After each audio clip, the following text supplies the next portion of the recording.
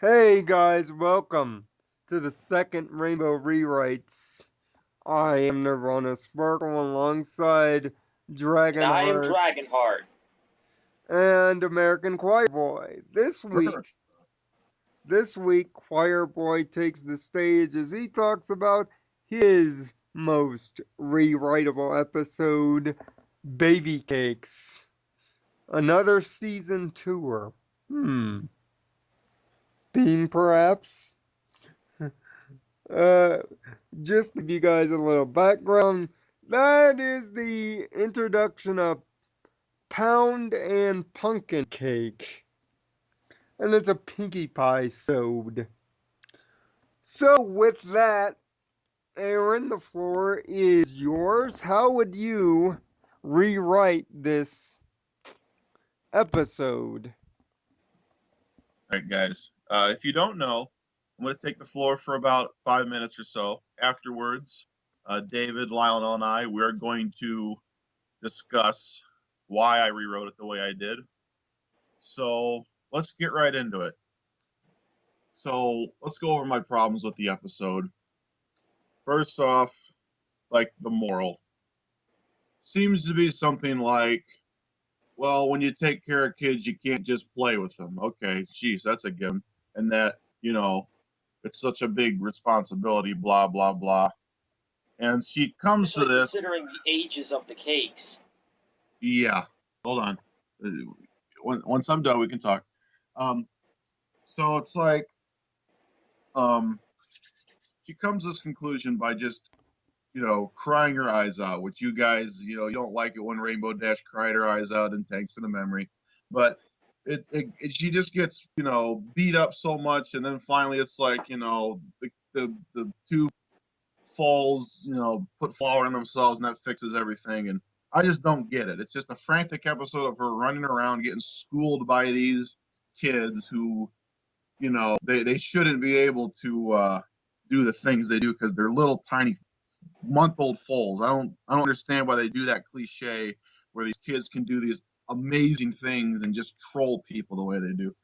Um, and then the other problem with the episode is there's simply not enough interaction from the other ponies. They push them to the side and then tease you with Twilight when she comes back later in the episode, and then she's gone because she just pushes her out of the room. So here's the changes. Here's kind of step by step how we fix this episode. We need a little more interaction, like I said, from the other ponies because they're there in the beginning and they all give a little input on the new foals being born. Okay. And then they go to each one of them and ask them to babysit when they get that huge catering order. And they all come up with excuses and blah, blah, blah. And that's fine and dandy. Really, up until that point, where Pinkie Pie starts babysitting, is actually fine. Um, that's all fine and dandy. But then it just becomes a Pinkie Pie show. And it's just, So, how I would actually rewrite it is from that point, Pinkie Pie gets visited by everyone. They'd have a good excuse to come around and check on her just because Twilight came and checked on her. Everyone apparently knows she's babysitting the cakes today. So everybody would come one by one, and what they would do is offer her some advice and help, even if it's kind of against her will. And she kind of gets, upset and taken aback by the fact that they're coming and helping her out so much. And she's kind of feeling, demeaned by it because she thinks she should be able to handle it herself. So anyway, it would start with like uh, Fluttershy coming by and saying that, oh, our picnic got ruined by a bunch of rampaging caterpillars, so I thought I'd come and check out what you were doing. And then she could maybe help Pinkie Pie put them to sleep for a nap. Then Applejack could come by and say, well, it turns out the caterpillars rushed off to the forest somewhere. Anyway, so I thought I'd come check on you, and Applejack could help her make them their food or something. Um, Then there's Rarity, and funny enough, I actually like Rarity's gag in the episode as it is. She just completely like, oh no no no no, me babysit, no no no. That's actually funny. So I hate to take that out because that's one gag I love from Rarity. But in this, it could still be a gag. In fact, she could just walk right by and give a passing comment through the dope open door there, and it could help her out in that way. So anyway, they all kind of combine and impart some wisdom and help her out, and she doesn't like that idea. And we've seen this before in the dessert cart episode when Twilight is kind of running around and doing all the work. And at one point, Pinkie Pie gets really mad and upset because she's just not a part of it. So we go kind of back to that. And just throughout the episode, they help her out. She doesn't like it. And by the time Twilight comes, she kind of vents on her about how everybody's trying to help her. And that's when she could have a heart to heart and tell her, well, look, you're not handling her good. You do need our help. And ultimately, the moral of the story would turn out to be, even though you may not want your friend's help, you're going to need it because this responsibility is bigger than you, and you're just going to have to accept it. And by the end of the episode, she kind of learns how to take care of that stuff based on what they've told her. And instead of breaking down at the end, she ultimately takes control, and it ends on that high note. So you get more interaction from the main six, and I think you'd get a stronger moral. And it's a moral we've already sort of seen, like I said, in the dessert card episode, whatever it was called. I can't remember episode names as well as you two, but we see that where she doesn't want to be told all this stuff, but in this situation, she would have had to simply accept it in order to take care of these foals correctly.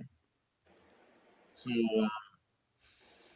that's about it. That's how I would rewrite that episode, and you could have you could still have the jokes. It could still be kind of funny. I mean, there's all kinds of things you can do with that. Right. That's about I mean, the episode you're talking about is Mystery on the Friendship Express, which was right. actually later than this Well, it episode. applies because it's part of her character. Yeah, It applies. but it applies, so it kind of fits. I actually like that.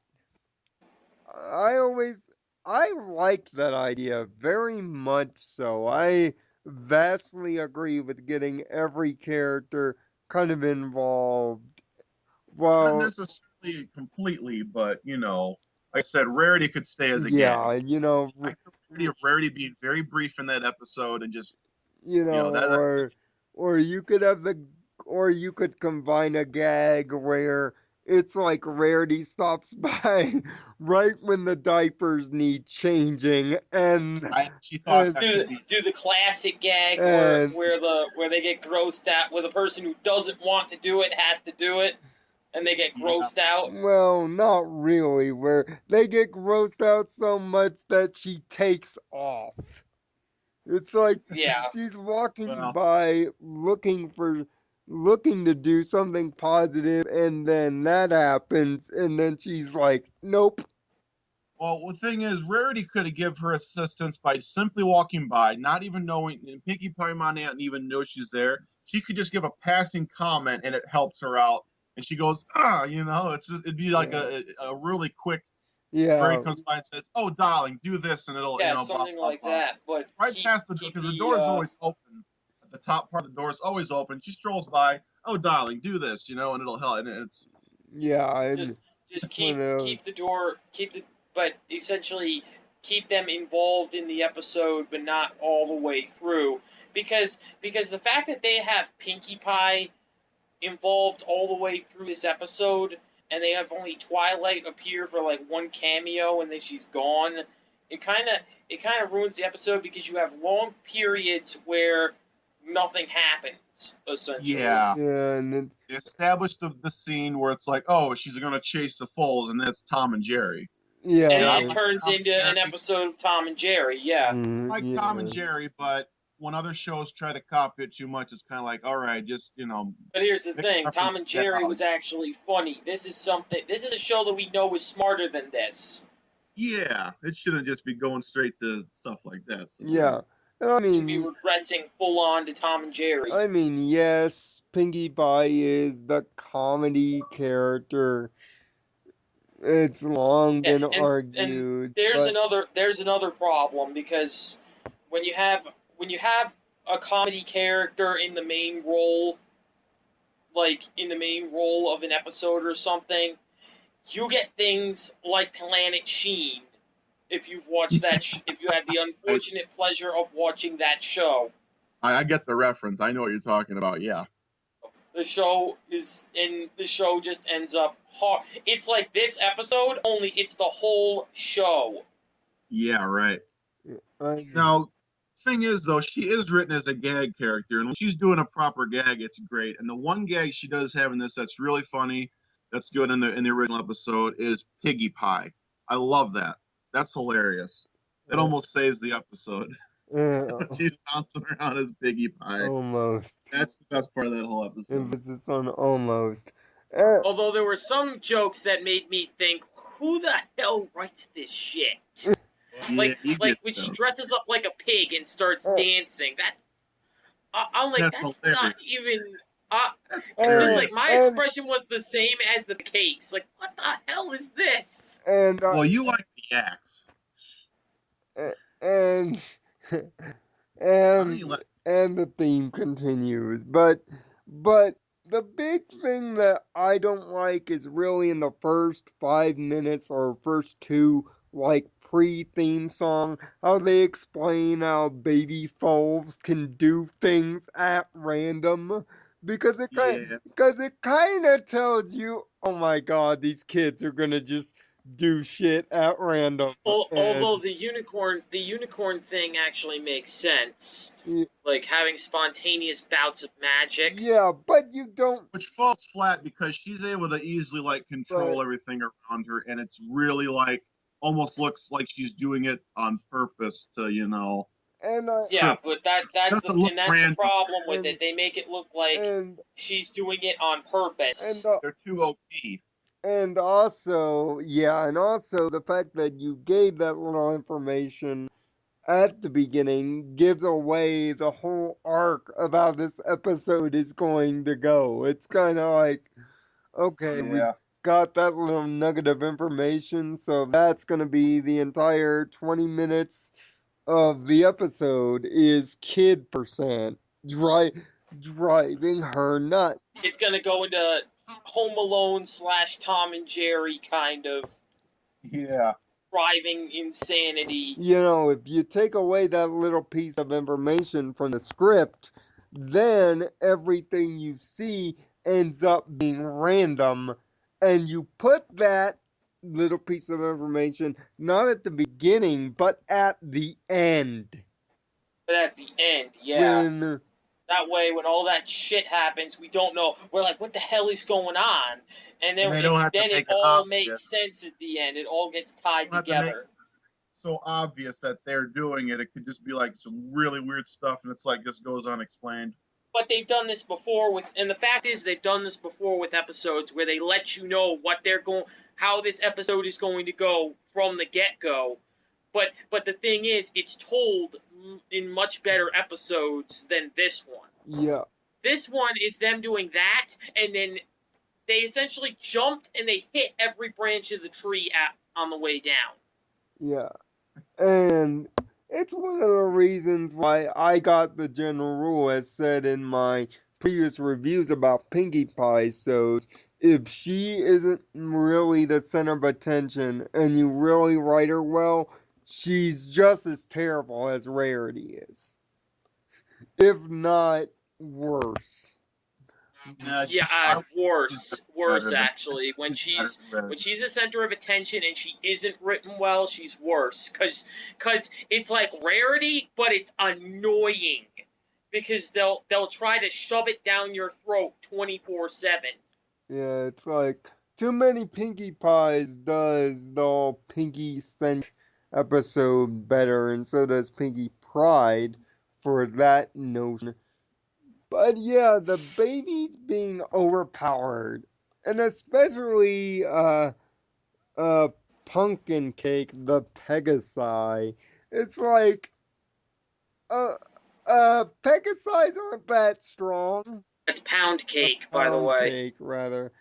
But Pegasi aren't that strong. No, they're Uh, not. That's the thing that didn't make sense to me when I was watching the episode. Why is this Pegasus so strong? yeah, Pegasi aren't supposed to. If he was an Earth pony, I could understand it, but he's not. So it makes no sense. They're known for their speed, not their strength. Yeah. I mean, little pumpkin doing all the magic stuff makes. She's not supposed to be adept in levitation or in Yeah, but then again, it's self spontaneous flight. magic. So it just Uh, happened. It just so for the purposes of the plot, randomly happened to do this, happened to do that gag, It, even though it, it's supposed to be random. and I think they were trying to go for a party of one kind of mental breakdown thing. We'd already seen it yeah. before, Yeah, and that's why it doesn't work here and because I we've mean, already seen it, and it was written much better. That based breakdown was written much better than this. based on your script, Aaron, if it was your script, this would be a 5 out of 6 episode. Based on the original script, it's about a 2. Based on the original script. And it's one of the weaker episodes of season 2, surprisingly, which is pretty strong of an overall. Which is a pretty strong overall season. So to have this crap essentially come out of nowhere is surprising. But then again, we've had, we've had our fair share of crap at season 4 with Tanks for the Memories. Well, 5, rather. But, Season 5 having Tanks for the Memories. well, speaking of utter crap, when we get together next week, we Oh my god. talk about the Spike at your service, ladies and gentlemen. one of, if not Ugh. the worst of the Spike Is episodes. that your David? Yes, You thought we were getting into the shit skit now, and ladies and gentlemen. You haven't seen nothing yet. You don't understand us. uh, You uh, can't handle the truth. Spike at your service is next week, and it's David's episode, so expect a lot of mature language and a lot of yelling. Uh, and probably some, And I'm probably gonna bust somebody over the head with a coconut after I'm done, just to make myself feel better. which, by the way, on a somber note, this episode of Rainbow Rewrites is in honor of Piper. You know, just when you know all the answers, we here at CodeEquestria have, of course, changed the questions. So until we do this again next week, find peace Remember, in re- low nirvana. and remember to kick ass and chew bubblegum because you're all out of gum. And thanks for watching. Have fun, guys.